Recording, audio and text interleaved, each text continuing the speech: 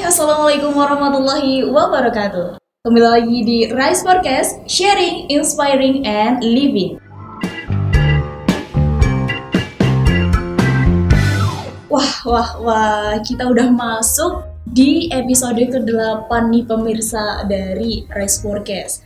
Nah, otomatis kalau kita udah masuk ke episode 8, kita ini tanda-tanda udah menuju ke penghujung dari kepengurusan formasi Kabinet Lestari.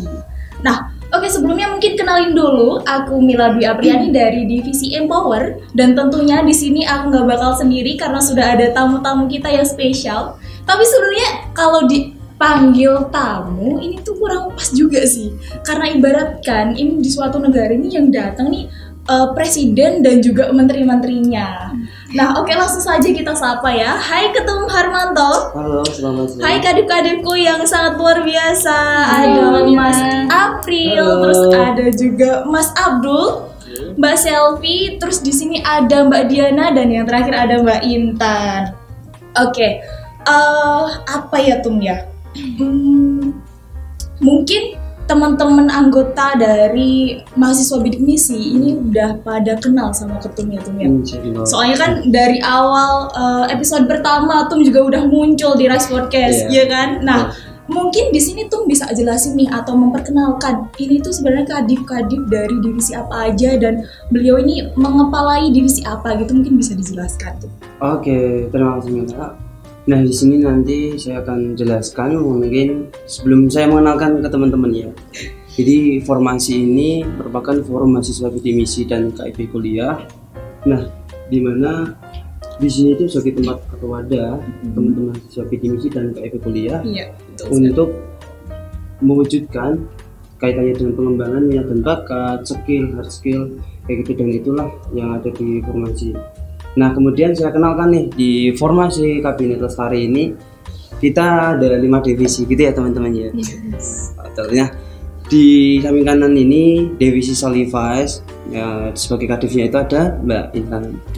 Mbak Intan ya. Oke, nah ini ada dari Kadif R&D itu ada Mbak Diana. Siapa tuh Mbak? Wah.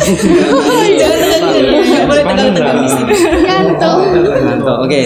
Nah, ini tadi ada Mbak Intan dan ada Mbak Diana. Selanjutnya ada Kadif Empower, ada Mbak Selfie. Oke, Mbak Selfie. Jadi kalau selfie, yo selfie gitu. Oke. Nah, sampingnya tadi ada Empower, selanjutnya ada divisi Medikom. Ada Mas apa? Mas apa Mas? Mas Abdul. Oh, ada Mas Abdul. Oke, nah ini yang terakhir ada keren banget ini dari Kadif Divisi Inten. Ada siapa Mas? Oh, Mas April. Nah, ada Mas April terakhir yaitu dari Divisi Inten. Nah, itu mungkin nama-nama kadif yang ada di formasi Kabinet Lestari tahun 2020. Oke. Tadi kan Tum juga udah bilang kalau bahwasannya formasi sendiri itu sebagai wadah dari kita semua ya. Yes. Tapi mungkin teman-teman juga bingung nih, sebenarnya kepengurusan di formasi sendiri itu kayak gimana sih? Gitu. Mungkin nanti Ketum bisa dijelaskan apa sih bedanya formasi dan juga kepengurusannya.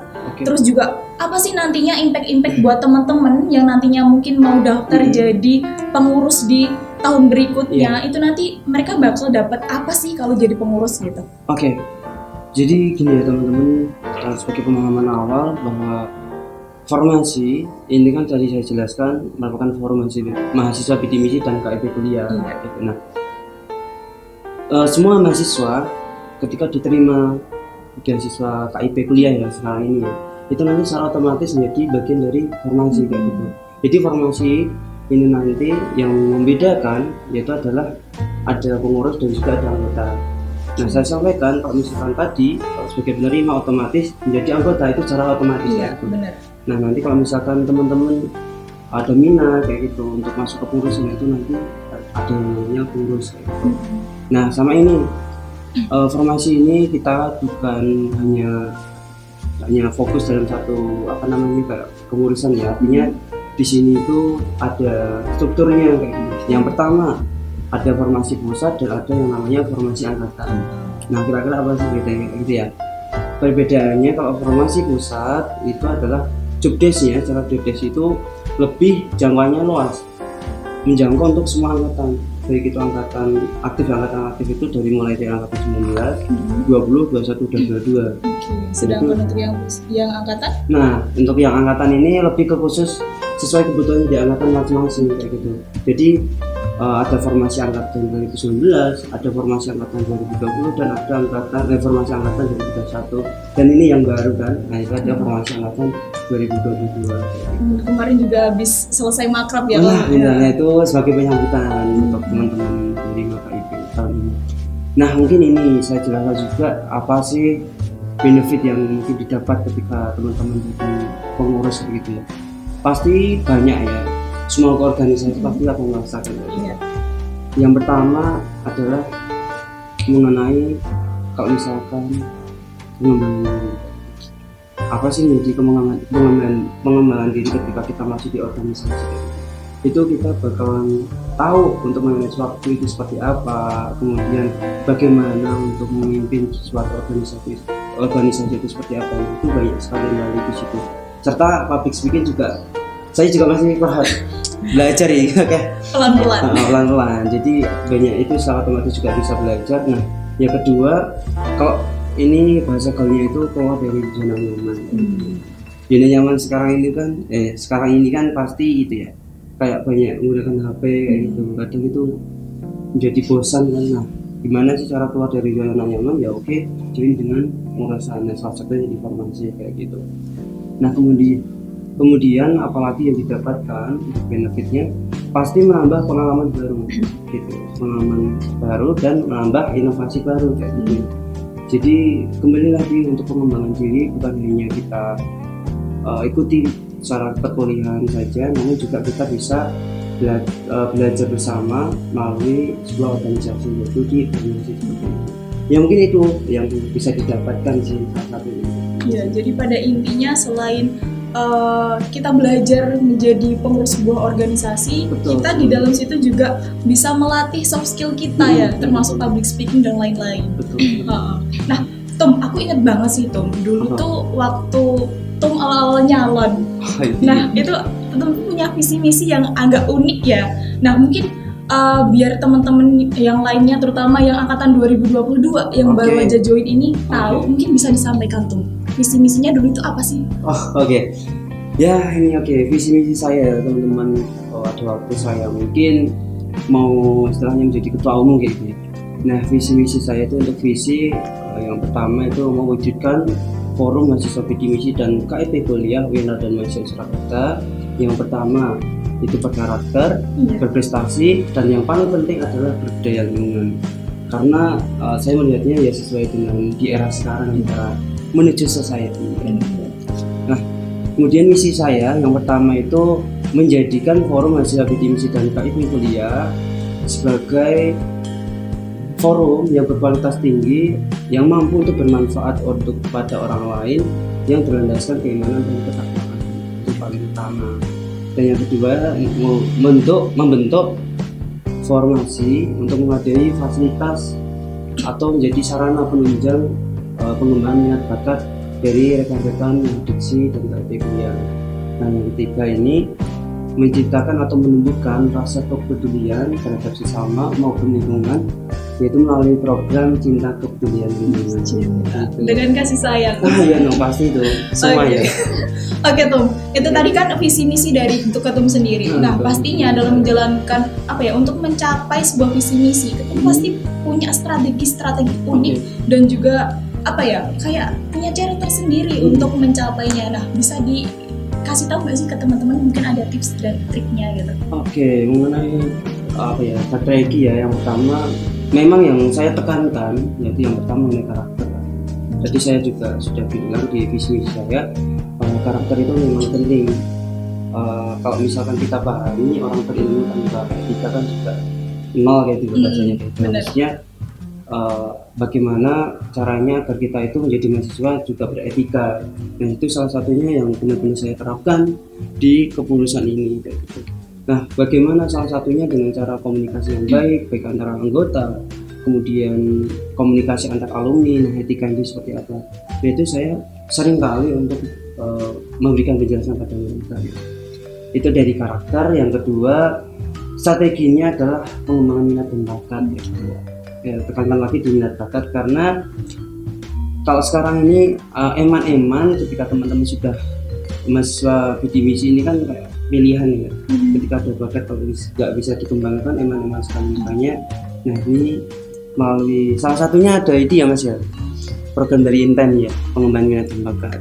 Nah itu ada, kemudian banyak juga dari R&D, salah satunya untuk kelas kebun tulisan baik ilmiah, sastra itu banyak juga.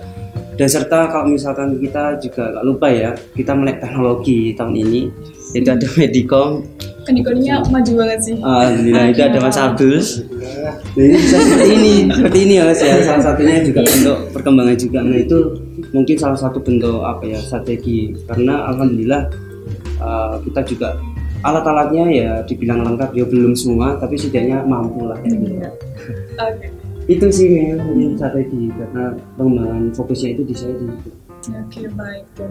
Mungkin kalau aku tanya ketum aja kayaknya kurang pas ya, karena kan iya, kita bener. ada para kadif-kadif, yaitu menteri-menterinya ketum yang sungguh luar biasa ini. Nah, aku mau tanya nih untuk kadif-kadifku. Nah, pastinya di dalam divisi itu kan memiliki proker-proker yang cukup besar dan nggak cukup sih, memang besar-besar prokernya tahun ini ya. Nah, mungkin bisa dikasih juga nih, kasih tahu strategi apa sih untuk menjalankan proker-proker itu bisa terlaksana. Dan juga kadang kan kalau di organisasi tuh ada anggota yang kurang aktif atau mungkin agak responnya agak slow gitu. Gimana sih cara kalian buat menggait teman-teman yang kurang aktif tersebut? Mungkin bisa dari Mas April. Oke Mas April. Rasa grogi Mas. Ya sebelumnya tidak salam. Enggak. Saya Mau salam juga sama kok. Di divisi Inten, waktu khusus di Inten itu untuk tadi apa Mbak? Strategi. Strategi untuk apa ya? Maksudnya di Inten itu ya banyak proker-proker. Untuk terbesar kemarin dilaksanakan itu Forfest itu. Forfest. Iya. Nah, untuk proker yang rutinan ada basic. Tapi untuk strategi apa ya? Istilahnya untuk memaksimalkan itu semua kan ya bentuk partisipasi dari teman-teman juga kan dibutuhkan, paling penting juga. Dan beranggotakan 10 orang itu memang untuk mengaktifkan semuanya itu ya memang apa ya, karena kita kan mahasiswa juga, jadi nggak semata-mata semua fokus itu hanya di formasi juga di organisasi ini, jadi kita perlu memahami itu juga. Tapi memang apa ya, intinya lagi dalam organisasi itu apalagi kalau lebih dari satu itu manajemen waktunya yang paling penting kan. Jadi bagaimana mereka membagi waktunya juga dalam kegiatan sehari-hari, mungkin itu karang taruna di rumah, apalagi keluar itu kan di luar juga fokus mereka. Nah, ya salah satunya ya memahamkan lagi bahwa tanggung jawab kalau memang udah dipikul itu ya seberat apapun mereka harus menyadari ini udah dimulai ya harus diselesaikan. Jadi ya memang ada ini di keanggotaan saya juga ya. Ini untuk pelajaran mungkin untuk pada selanjutnya. Jadi jangan apa ya, saat proses rekrutmen itu jangan berpatokan pada orang yang kita lihat memang aktif di, kita udah tahu dia di organisasi lain itu bisa aktif, bisa berjalan aktif. Kita menengoknya dari itu juga. Tapi ternyata ketika kita hanya berpatokan pada masalah itu, ternyata pas di organisasi kita rekrutmen dengan fokus itu ternyata malah memang ada diprioritaskan di salah satu. Nah itu juga ya dia memang aktif, tapi memang apa ya, ada yang dikalahkan, dan itu kan juga berarti manajemen waktunya, pembagiannya kan belum bisa di situ.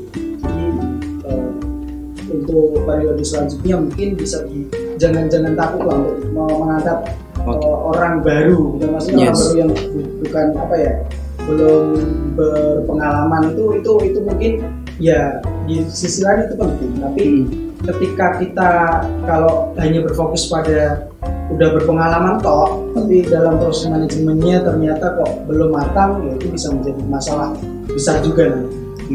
Itu juga koreksi buat saya sendiri sih. Dan selaku Kadif juga mungkin dalam proses manajemen itu kedewasaan dalam manajemennya itu belum bisa. Jadi ya itu sih Mbak. Alhamdulillah apa ya, proker-proker ini sudah terlaksana ya, alhamdulillah sudah lancar, Sukses ya, Mas. terlaksana. Dan kemarin baru yang terakhir itu manten. Apa tuh manten? Manten itu Tadi ada salah tanggap dulu. Aduh, apa nih? Apa manten apa Mas? Manten itu program makrab divisi Inten. Oh, keren ya. Ya itu itu kan cukup apa namanya, kemarin ya mepet kan waktu itu, tapi apa yang sudah kita rencanakan ya sebisa mungkin kita laksanakan. Betul. Jadi kemarin sudah dilaksanakan di Umbul, kita renang bareng-bareng. Renang, Mas. Keren, Masya Allah. Enggak sih, Jaim parah. intinya menjalin keakraban ini. Benar. Liburan sih. Healing. Oh. Ya mungkin itu dari Iya. Oke, mungkin bisa dilanjut ke divisi Solibes. Oke, terima kasih ya. Mbak Iya. Mira. Oke, mengenai terkait dengan strategi yang dilaksanakan di divisi Solibes, mungkin ini agak jauh berbeda dengan divisi lainnya, tapi nggak tahu juga kan yang baru ya Inten. Nah, kalau berkaca dari awal kepengurusan kita udah namanya rapat kerja kan, di sana kita udah mencatat semua divisi program kerja yang mau dilaksanakan, dan di situ pun juga kita juga udah ditulis terkait dengan timeline-nya. Jadi seiringnya waktu kan kita juga harus tahu, oh mungkin minggu depan bulan depan mau dilaksanakan program ini, jadi kita harus selalu memantau terus. Nah, di sisi lain mungkin tidak hanya saja, kita juga sering mengadakan pertemuan, walaupun itu dalam hal pertemuannya tidak hanya sekedar membahas terkait dengan program, mungkin kita sering jalan-jalan gitu. Ini makan kita kan dibentuk kenyaman dulu. Nah, kalau misal udah nyaman kan mesti kalau mengerjain apa-apa kan enak gitu loh. Nah, kalau misal nggak nyaman ya gimana ya, rasanya canggung, kita kan nggak enak dong. Nggak Nah, bisa klub gitu. Nah, betul. Makanya untuk di divisi Solibes sendiri itu rencana awal dari khususnya dari saya sendiri kan sebagai pemimpin di divisi Solibes itu harus punya trik gimana sih biar teman-temannya itu akrab, gimana biar raket, gimana nggak saling miskomunikasi. Nah, awalnya itu sering-sering jalan gitu. Mungkin tidak jalan-jalan ke suatu tempat, tapi kita jalan-jalan dalam hal saling silaturahmi. Mungkin ke rumahnya si A, si B, dan si C begitu. Jadi kayak semacam ada safari home untuk benar. anggota Iya. Solibes sendiri ya. Yuk, terus di dalam rapat, mungkin di rapat divisi sendiri itu tidak hanya sekedar kita bahas terkait ini terus, itu enggak. Kita juga sering disambi curhat si A, maksudnya enggak hanya sekedar bahas terkait dengan proker aja itu enggak. Kita mungkin disambi-sambi masalah kuliah juga, mungkin Masalah percintaan mungkin juga ya. itu salah satunya juga. Oke. Ya itu, ya gitulah. Maksudnya di divisi Solibes itu tidak hanya melulu terkait dengan proker-proker, karena di divisi Solibes sendiri kan prokernya nggak hanya 1-2, itu dilihat itu paling banyak sendiri, itu sekitar ada 11 proker dari Solibes. Nah, kalau dipikir aja teman-teman ya, kemarin kan untuk kepengurusan kan masuk bulannya Februari, sedangkan 1 tahun berapa bulan? Ayo 12. Nah, kalau dipikir kan 1 bulannya satu proker, padahal kan untuk rapat sendiri kan kita nggak hanya perlu 1 minggu 2 minggu itu jadi. Nah, itu kan harus gimana kami ngajak-ngajak tim Solibes itu bisa mengatur waktu juga gitu mengenai proker-proker yang selanjutnya. Begitu Mbak Mila. Keren banget sih ya kalau dari cerita divisi Solibes sendiri. Nah, mungkin kita bakal bergeser ke sebelah kanannya. Ada Mbak Diana dari divisi mana, Mbak? Dari IRND. Bisa dijelasin nih Mbak untuk strateginya dari divisi IRND sendiri. Kalau dari IRND itu di awal kepengurusan itu aku nekanin ke anggotanya kalau kita itu sama, jadi nggak usah ini kepala divisi harus dihormati ini enggak seperti itu. Terus dari situ teman-teman saya juga nggak membatasi mereka gitu. Jadi semisal hal kecil kayak ada apa ya, ada kegiatan terus nanya ke saya gitu, semisal gini aja, nanyanya ke dia gitu, biar bisa sama-sama belajar gimana cara memimpin satu sama lainnya gitu. Ya ciri khas dari R&D itu makanya gampang akrab, kalau ketemu itu langsung curhat gitu. Mbak ini sih mbak, oh iya gimana gitu. Panggil. Jadi kayak gosip gitu kan. Jadi kayak gitu itu udah kayak ya kita udah, dari aku sendiri aku berhasil buat bikin mereka nyaman dulu nih di divisi gitu. Habis itu alhamdulillah ya, meskipun di R&D prokernya paling sedikit, bahkan kemarin ada yang ditiadakan satu karena ada kendala apa ya, naik turunnya COVID kayaknya kemarin itu. Jadi kita nggak tiadakan satu, malah terus sedikit lagi. Tapi ya nggak apa-apa. Tapi alhamdulillah kita harus menghasilkan, kalau tahun ini sebisa mungkin R&D itu menghasilkan karya gitu. Yes. Karya yang harus dinikmati banyak orang, bukan orang formasi aja tapi di luar. Kita mau nerbitin buku intinya kayak Dan gitu. baru berjalan ya kalau Ya, terus Dan nggak main-main ya mbak. nggak main-main ini. iya ya. Nggak main-main pokoknya. Ya pokoknya terus proker kita harus dimaksimalin semua dengan mereka yang apa ya? Ya mereka itu kayak temen, bukan kayak partner kerja itu, bukan. Memang benar-benar kayak temen. Jadi kayak gosip bareng, apa bareng gitu. Strateginya cuma apa ya? Nganggap kita itu sama intinya. Keluargaannya gitu ya. Jadi biar sama-sama enak, biar sama-sama enjoy gitu. Benar. Nah, apakah ada lagi nih Mbak strategi-strategi lain Strategi lain atau cukup? udah cukup itu aja. Jajak ke biasanya mbak. Jajak ke. Oh iya. Itu biasanya dilempar-lempar. Nanti pas ketemu ini yang jajain gitu. Oh ini. Iya ada. Ternyata Biasa. ada tuh. Ada. Oke, baik, terima kasih buat Mbak Diana. Oke, mungkin selanjutnya, aduh, ini tuan rumah dari proker apa ya? Red Podcast. Benar sekali. Ada kadif kita yang ganteng ini, Mas Abdul. Mas Abdul. Halo Mas Abdul. Ayo Boleh diceritain nih Mas Abdul, mungkin strategi apa sih yang Mas Abdul gunain buat ngehandle teman-teman dari Medicom sendiri? Iya. Baik, terima kasih atas kesempatannya Mbak Mina. Mungkin awal mulai kayak gimana ya, bingung ya, awalnya bingung dalam artian ya juga baru pertama kali ngehandle teman-teman sebagai ketua kepala divisi, yang mana kan di divisi Medicom sendiri kan terdiri dari 10 orang, yang mana itu kan paling banyak di antara divisi yang lain. Dan itu kayak 11 mas. 11 teman. 11 sama 11 ya. Iya. Iya, benar sih, nggak salah. Ada loh cowok yang nggak mau ngalah loh. Ada cowok yang nggak mau ngalah loh. Nggak apa-apa. Jadi nggak. Jadi kan gimana ya, pasti kan banyak cabang, banyak pikiran dan lain sebagainya. Gimana kita menyatukan semua cabang dan pikiran itu menjadi satu. Dan otomatis kan mau nggak mau kan dari segi saya pribadi pun juga harus bisa mengalah dalam artian nggak harus apa ya, istilahnya anggota saya itu harus tahu apa yang saya maksud, tapi sebisa mungkin saya menjelaskan. Misal teman-teman dari anggota itu masih kebingungan atau apa, ya sebisa mungkin saya bantu. Terutama kan bagian podcast juga, alhamdulillahnya di tahun yang sekarang itu kan udah mulai masuk ke visualisasi ya, yang mana keren sih. Keren ini. Tahun kemarin masih di audio aja, dan sekarang udah merambah ke visual. Dan alhamdulillahnya juga pencapaian terbesar. Apa nih? Boleh tahu nggak? YouTube-nya Formasi. Udah berapa subscribernya? 1,4 ribu.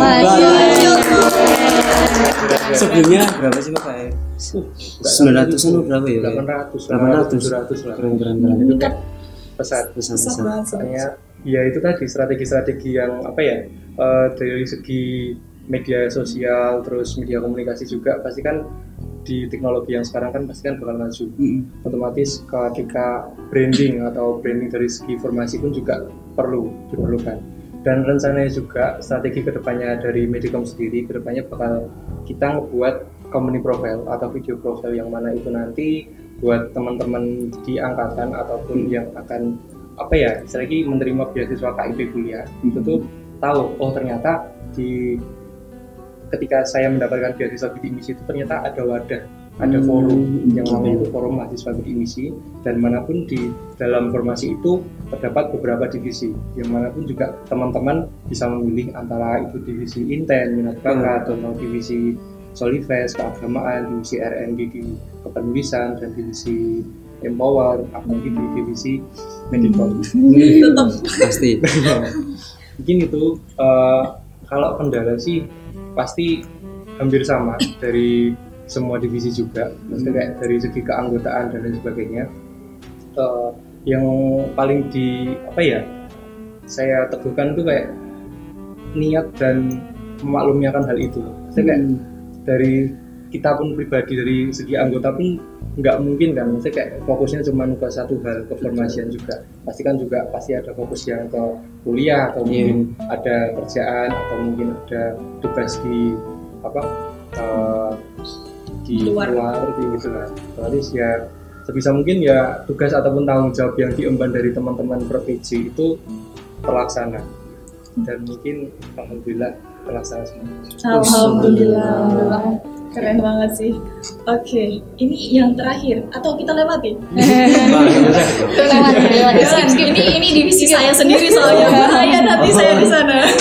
Oke, dari Mbak Selvi mungkin bisa nih diceritain juga kayak strategi-strateginya, terus juga kalau di divisi Empower sendiri kan banyak banget yang dari 2021 ya untuk anggotanya. Nah, mungkin apakah itu menjadi terkendala sendiri dalam menjalankan proker-proker dari Empower, Mbak Selvi? Oke, baik, terima kasih Mbak Mila atas waktunya. Jadi dari divisi Empower ini sendiri, mungkin dari teman-teman ini divisi Empower divisi apa sih gitu kan? Mungkin dijelasin dulu. Jadi divisi Empower ini yaitu suatu divisi atau pemberdayaan mahasiswa, yang dimana dari divisi ini itu kita kayak gimana caranya kita itu bisa menjalin silaturahmi antar semua mahadiksi dan juga KIP kuliah gitu. Jadi makanya dari Empower ini sendiri itu ada program kerja yang namanya Silaturahmi Akbar, yang dimana itu mengumpulkan semua mahadiksi dan juga alumni gitu. Itu untuk dari divisi Empower sendiri. Dan tadi kan Mbak Mila sempat nyepil ya, kalau misal dari divisi Empower itu kebanyakan dari angkatan 2021 yang pada tahun ini atau dari awal kepengurusan itu emang ya bisa disebut maba lah ya. Iya. Dan itu pertama kalinya juga dari teman-teman angkatan 21 itu masuk ke formasi, nyemplung ke formasi. Nah, sebenarnya untuk itu ya ada kendala, tapi pastinya ya menjadi kendala, tapi nggak terlalu itu juga sih. Karena apa? Karena dari awal aku juga ngomong ke anak-anak divisi Empower itu, kalau misal di sini kita walaupun kita terdiri dari angkatan 2019, 2020 dan juga 2021, tapi kita di sini sama, dan kita di sini nggak ada yang lebih tahu, dan di sini kita belajar bareng-bareng gitu. Jadinya kalau misal dari awal juga pokoknya besok di sini akan ada diamanahi satu-satu lah. Kayak misal jadi ketua panitia lah, atau yang jadi koordinator acaranya lah. Pokoknya biar dari mereka tuh, dari adik-adik juga bisa merasa, oh ternyata kayak gini ya, memimpin suatu kepanitiaan, ya entah kepanitiaan kecil ataupun kepanitiaan secara besar, apalagi di Forfest kemarin ya, yang itu gabungan dari 4 divisi. Nah terus kalau misal dari divisi itu kan pastinya tentunya ada salah satu yang anggota yang tidak aktif. Nah, gimana cara mengatasinya dari divisi Empower itu, yaitu dengan kekeluargaan. Kalau misal ada kendala, Mbak aku nggak bisa ikut kumpul Empower karena ini. Nah itu kalau misal karena ada suatu problem ya. Nah itu kita nggak cuma kita biarin aja, tapi kenapa kok bisa ini? Jadi kayak kita deketin gitu. Kalau misal ada yang sakit, kita juga sering sambang juga bekerja sama dengan Solifes. Jadinya ya kalau misal ada yang sakit pun kita juga tetap peduli dengan mereka. Jadi mereka aku sakit tapi mereka nggak mau peduliin aku, padahal aku mungkin mereka sakit tuh ya karena karena apa ya udah berkontribusi juga di empower, di formasi gitu, tapi kok aku sakit nggak ada yang peduli. Nah makanya di sini kalau misal ada yang sakit ya pasti kita jenguk. Kalau misal ada kendala-kendala apa ya pasti tak sering sih ada yang tak japri. Kalau misal lagi berjalannya proker nih, Salah satunya aku ya. kalau misal lagi berjalannya proker nih, itu ada yang Mbak aku belum bisa ini nih karena aku lagi ada ini nih. Ya itu juga nggak aku langsung apa ya biarin dia benar-benar sendiri dan itu, tapi aku tanyain kenapa kok bisa ini jadinya ya mereka itu nggak ngerasa sendiri gitu loh. Kalau misal mereka ada masalah di lain formasi, jadinya biar mereka tuh kontribusinya di formasi juga tetap bisa kuat gitu. Itu sih. Keren sih, dari semua strategi dari divisi-divisinya, kayak apa ya, pada intinya itu lebih ke kekeluargaan. Iya, betul. Jadi menjalin, kalau udah kekeluargaan tuh mau kayak gimana pun juga kita bisa bareng-bareng gitu. Satu sama rasa sih. Bener banget. Tapi mungkin kadang kan kita di dalam organisasi udah menyusun strategi sebaik mungkin, tapi kadang kan masih tetap ada kayak lika-liku dalam mencapai tujuan kita. Nah, ada nggak sih, ini mungkin bisa dijawab perwakilan atau mau jawab semua nggak apa-apa. Ada nggak sih kira-kira hambatan atau lika-liku yang sekiranya benar-benar susah banget untuk dilewati? Banyak sih. Banyak. Dari Mbak Diana mungkin bisa dijelaskan. Kalau hambatan itu apa ya? Ya mungkin waktu. Semua orang kan punya kesibukan sendiri-sendiri. Nah, itu waktu paling kayak ngumpulinnya itu susah gitu. Tapi ya kan kita itu harus melek teknologi. Kita manfaatkan teknologi dimanapun kalian juga bisa kan pakai apa? Bisa pakai WA, pakai HP gitu. Yang paling susah hambatannya apa ya? Nggak ada. Iya ada. Iya waktu itu tadi. Waktu itu tadi cuma banyak, itu. tapi nggak ada itu. Oh banyak tapi waktu itu yang paling penting waktu sebenarnya. Iya sih, karena Ngumpulinnya susah terus cuma waktu aja. Iya. Oke, pada intinya kalau dari waktu pun itu berarti apa ya, kembali ke prioritasnya ya. Iya, benar. Prioritas dari masing-masing anggota. Kalau dari tim sendiri, ada nggak sih tuh untuk hambatannya? Oke, ya sebagai pemimpin pasti ada suka dukanya. Apa? Banyak apa sedikit? Ya kalau dibilang banyak, ya banyak. Tapi bisa gimana ya, sebagai seorang pemimpin pastinya bagaimana caranya untuk mencari solusi begitu. Ya mungkin kalau misalkan ditanya mengenai kendala, kita ini kan forum di mana juga jumlahnya itu nggak sedikit gitu ya Min. Kita itu di pusat sendiri aja jumlah pengurusnya totalnya itu ada 60 ya guys ya, 60. Jadi itu baru pusat, belum lagi ada tambahan kayak misalkan di angkatan-angkatan di mana bisa satu angkatan dalam pengurus itu ya, itu kan ada 3 divisi. Nah, satu divisi juga bisa diisi 8 orang. Jadi misalkan kalau di total hampir 100-an sih kalau misalkan jumlah ya 100 gitu. Ya itu. Nah, makanya mungkin kendalanya adalah bagaimana menyampaikan misalkan informasi nih, informasi diberikan dari informasi pusat. Untuk bisa memahami informasi ini kita agak kesusahan di situ. Biar nggak ada miskom gitu ya. Sering kali terjadi miskom kayak gitu. Misalkan informasi kayak apa ya, istilahnya ada kegiatan-kegiatan yang mana itu misalkan nih dari pusat ada kegiatan sudah diinformasikan, dieksplor ke angkatan, namun juga pada saat pelaksanaan hari itu target yang awalnya biasanya wah ini bisa nih acara ini masih target 300 masih teko itu kadang setengahnya bahkan seperempat itu sempat apa ya, jadi kayak misal dibilang ya wajar mengenai waktu tadi ya sebenarnya apa ya, kalau bisa benar-benar dipahamkan ini untuk semua saja, karena program yang dirancangkan kita juga butuh apa ya, kita bisa menyesuaikan kebutuhan kalian, jadi kalau bisa dimaksimalkan lah kayak gitu. Jadi itu sih Min lah untuk apa ya, kayak kendala-kendala salah satunya itu sih. Oke, baik. Kalau aku sendiri ya Tum ya, masuk di keformasian ini, di kepengurusan kan baru tahun ini juga, dan aku juga sangat merasakan impact yang begitu besar karena apa ya, ibaratnya dulu aku tuh bisa dikatakan lah punya sedikit kemampuan untuk public speaking. Dulu tuh aku kayak masih takut, masih ragu gitu kan. Tapi dengan aku masuk ke sini dan aku juga ingat banget sih kata-kata dari salah satu DBF kita, Mas Fikri. Nanti bisa ditampilkan fotonya ya. Beliau itu berpesan sama saya, intinya aku harus percaya sama kemampuanku. Karena ketika aku percaya dengan kemampuanku, di keluarga formasi dan juga kemahasiswaan nanti bakal jadi wadah yang benar-benar baik dan bermanfaat buat aku ngembangin skill ini. Dan ternyata memang benar, dan aku punya jalan untuk mengembangkan skill ini. Nah, itu gitu. salah satu kan.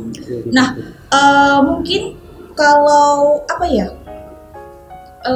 dari masing-masing kadif dan juga ketum sendiri, pengaruh apa sih atau skill apa sih yang ketika kalian udah terjun di kepengurusan ini itu yang bisa apa ya, ke-up banget gitu? Mungkin bisa dijelasin atau disebutin lah gitu. Yuk, guys. Ayo mungkin dari Mbak ya? Iya, Oke. boleh. Sebenarnya sedikit bercerita ya teman-teman. Saya kan udah masuk ke kepengurusan kan gak hanya tahun ini, sudah hampir 3 tahun. Iya. Waktu zamannya era diksi, Sentari sama yang Lestari. Nah, mesti kan apa namanya, setiap kepengurusan kan mesti ada lika-likunya nih. Nah itu. Tadi apa sih? Jadi maaf, ada gak sih apa ya, dengan masuknya ke kepengurusan ini jadi nambah buat kalian untuk ningkatin soft skill kalian gitu. Oke. Jujur ya, dulu kan aku waktu SMK itu nggak pernah sama sekali masuk organisasi. Nah itu waktu yang awal itu zamannya Mas Firi kan coba-coba. Maksudnya dalam aku kan orangnya gimana ya, introvertnya loh. Maksudnya nggak terlalu Introvert bilang introvert. Gimana ya? Introvert itu kan kalau ketemu orang kan takut gitu loh. Mau bicara pun sampai saat ini juga kadang takut gitu loh. Nah itu alasan saya masuk apa namanya organisasi itu biar semakin dikit biar aku itu biar bisa ya berkembang, kemudian berani lah gitu. Apa sih yang harus kita takutin tuh loh? Toh yang di depan kan belum tentu sesuai dengan bayangan aku gitu. Makanya saya masuk di khususnya di formasi ini yaitu salah satunya biar introvert saya itu hilang. Dalam hal kita lebih kata-kata introvert itu biar kita semakin apa ya, bicaranya biar semakin lancar, walaupun kadang ya masih mikir juga ini sebenarnya. Masih mikir juga, soalnya kan nggak ya ada beberapa orang yang bicara langsung ceplos-ceplos gitu, ada yang aku mau bicara apa lagi ya gitu. Contohnya saat ini aku juga masih bingung sebenarnya. Jujur saja, saya juga grogi di sini. Proses, bro. Tapi nggak apa-apa, kita itu harus belajar gitu loh. Kalau nggak belajar ya kapan lagi kita bisa menambah skill kita gitu. Itu Bener banget sih. Oke, mungkin dari yang lain pasti ada dong.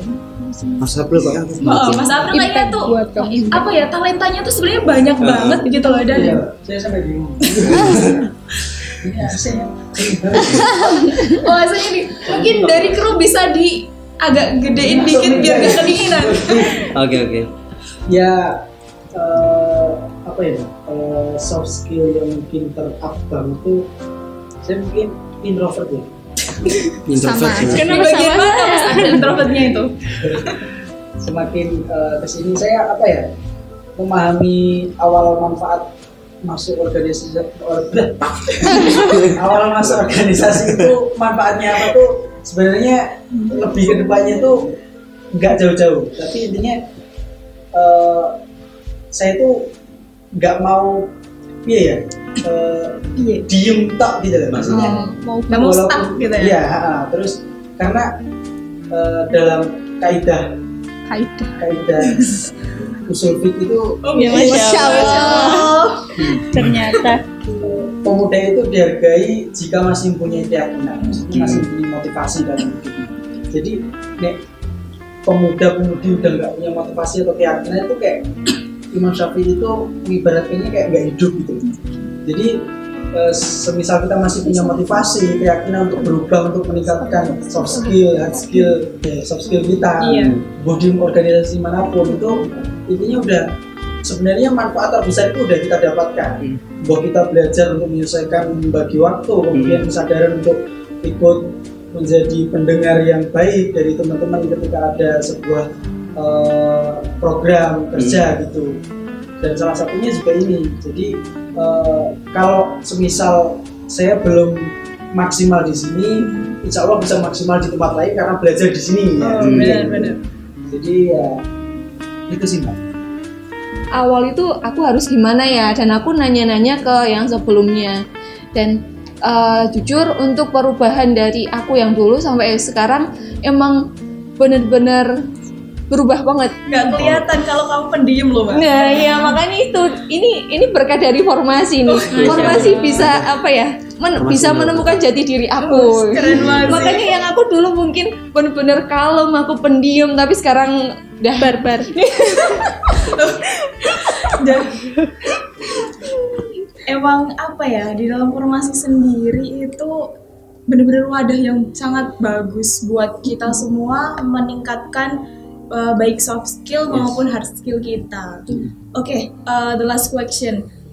Gini teman-teman, ini kan kita udah masuk di penghujung kepengurusan. Nah mungkin dari ketum dan juga kadif-kadif, ini harapan dan juga pesannya buat kepengurusan di tahun depan itu kira-kira apa sih?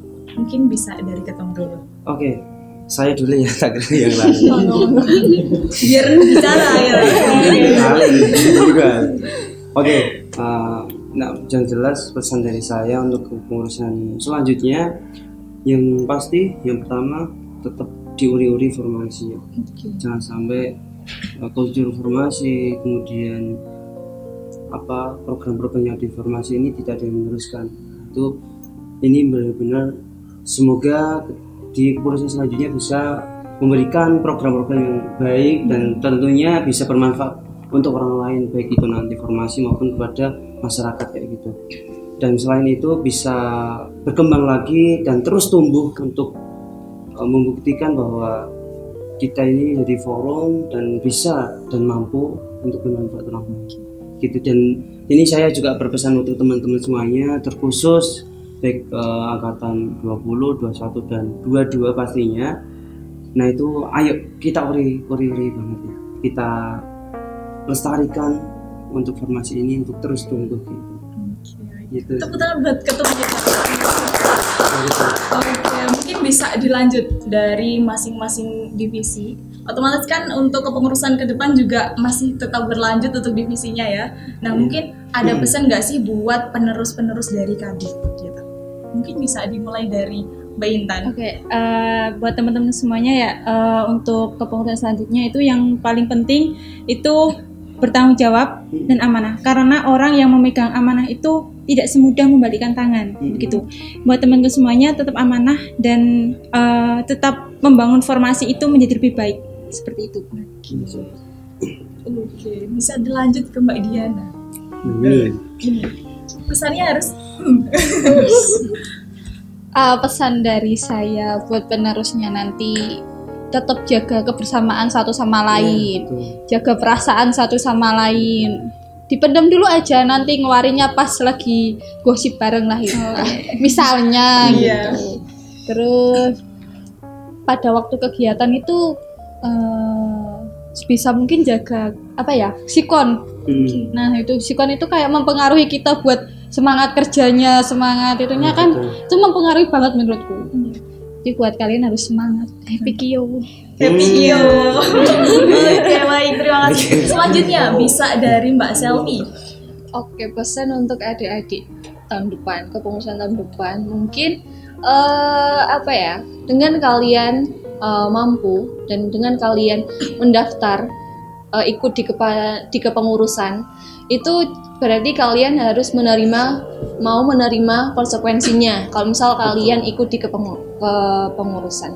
Jadinya pokoknya dengan kalian menerima konsekuensinya, yaitu kalian itu udah menjadi tanggung jawab kalian. Karena apa?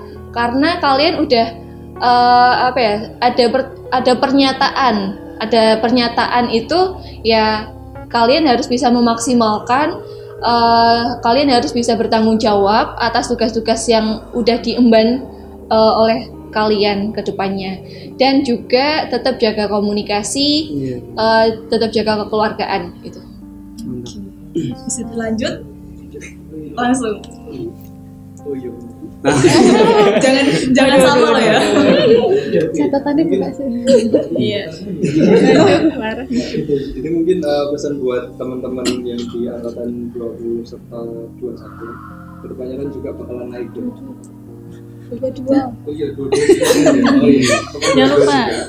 Itu nanti apa ya, mesti kita tuh di formasi terutama di bagian divisi medico itu kan alhamdulillahnya kita udah punya alat yang menunjang buat membangun soft skill kalian, apalagi di bidang fotografi ataupun videografi. Salah satunya ya kita produksi podcast ini kan, alhamdulillahnya udah ada alat-alatnya juga, mulai dari kamera, tripod, bahkan sampai clip-on, bahkan di bagian IT mungkin udah ada sound card, mixer dan lain sebagainya, yang mana bisa tuh teman-teman yang hobi ataupun suka di bagian fotografi, videografi, bahkan di live streaming bisa belajar di bagian situ.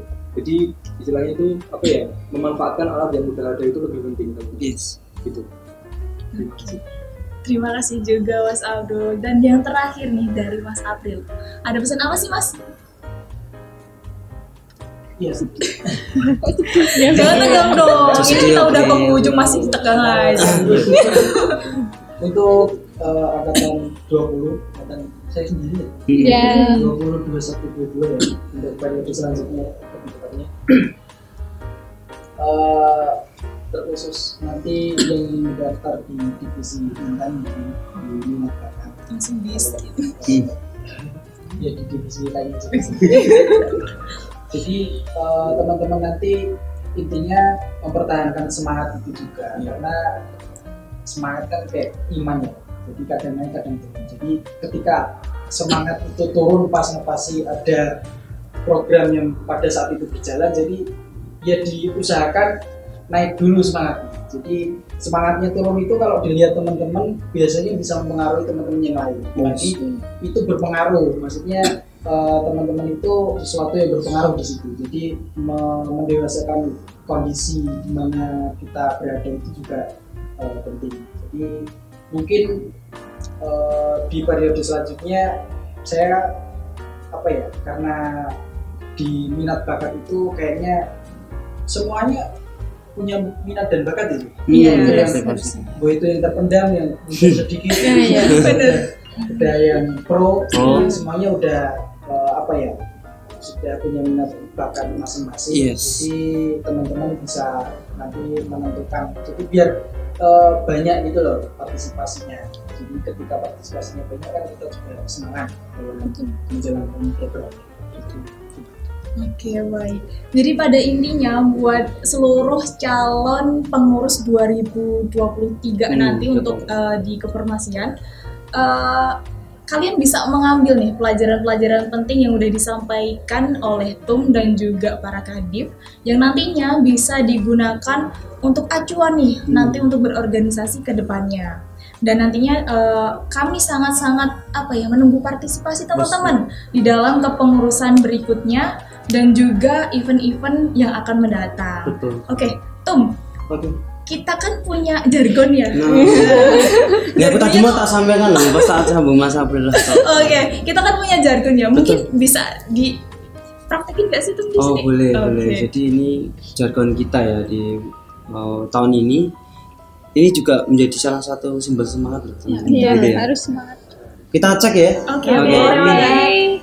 Are you ready guys? I'm ready. Formasi lestari, Deksi Dobek, ngadeg siji, ngadeg kabeh.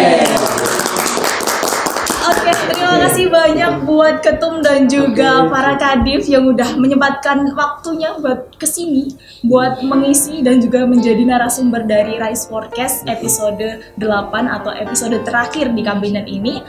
Oke, mungkin karena dari timekeeper tadi udah gini-gini ya, mungkin Mila pamit undur diri aja. Kalau gitu, sampai jumpa di kepengurusan selanjutnya. Wassalamualaikum warahmatullahi wabarakatuh.